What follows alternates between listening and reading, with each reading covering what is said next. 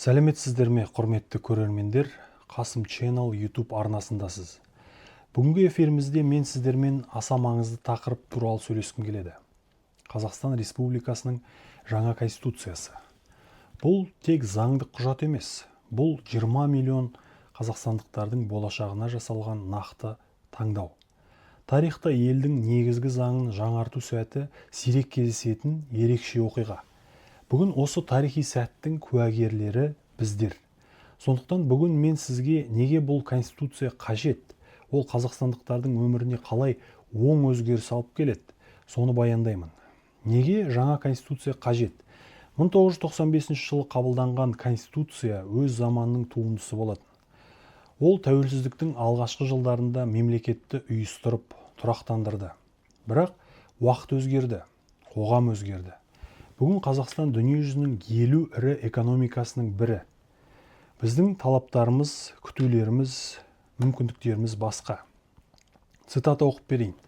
Жаңа конституция заман талабына, халық талабына жауап. Ол адамды, оның құқықтары мен бостандықтарын мемлекеттің ең жоғарғы құндылығы ретінде бекітеді. Ол тәуелсіздіктің, егемендіктің, ел тұтастығының сақшысы. Жаңа конституцияның қабылдануы заман талабы, мемлекетіміздің алдындағы ең маңызды және шұғыл міндет. Негізгі заң жобасы Қазақстанның берік іргесі бар стратегиялық бағытымен нық жүріп болашаққа ұмтылған мемлекет екенін байқатады. Әрбір норма ұлттық мүддеге қызмет етеді. Қасым-Жомарт Тоқаев, Қазақстан Республикасының президенті. Жаңа конституцияның негізгі артықшылықтарына тоқтала кетсек. Бірінші, адам және оның бостандықтары мемлекеттің өзегіне айналады. Жаңа конституцияда адам құқықтары мен бостандықтары алғаш рет ең жоғарғы мемлекеттік басымдық ретінде бекітілген. Бұл тек декларация емес, нақты конституциялық норма. Екінші, тәуелсіздік пен егемендік баянды ете түседі. Жаңа конституцияда егемендік сөзі 6 рет, тәуелсіздік сөзі 4 рет кездеседі. Бұл ел болашағының тұрақтылығын нормативтік деңгейде баянды ете түсетін қадам. Үшінші, адам капиталы мемлекет дамуының стратегиялық негізіне айналады.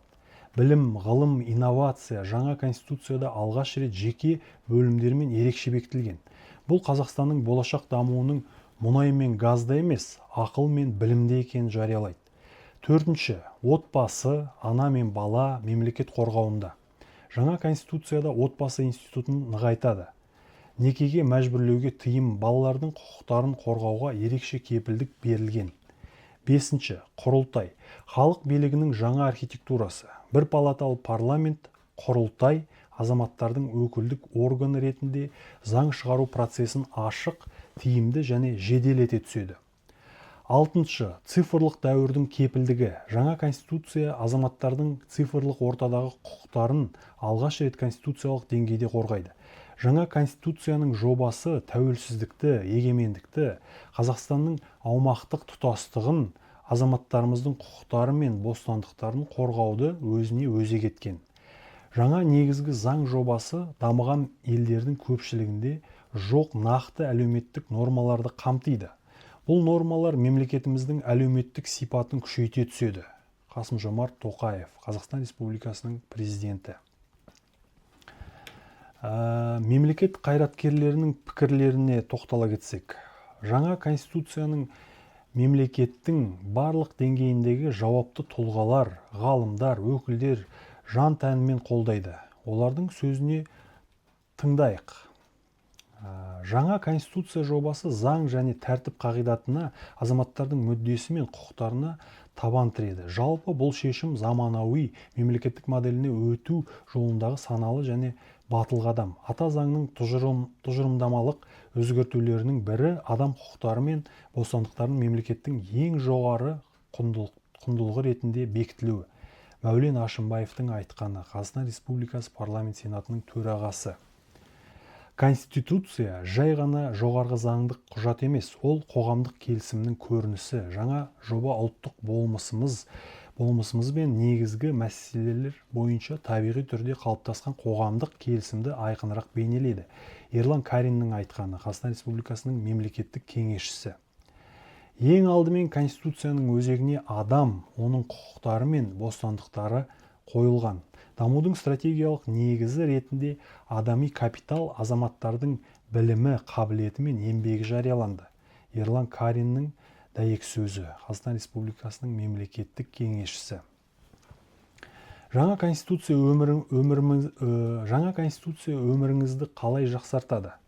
Бұл конституция нақты адамның нақты өміріне нақты өзгеріс алып келеді.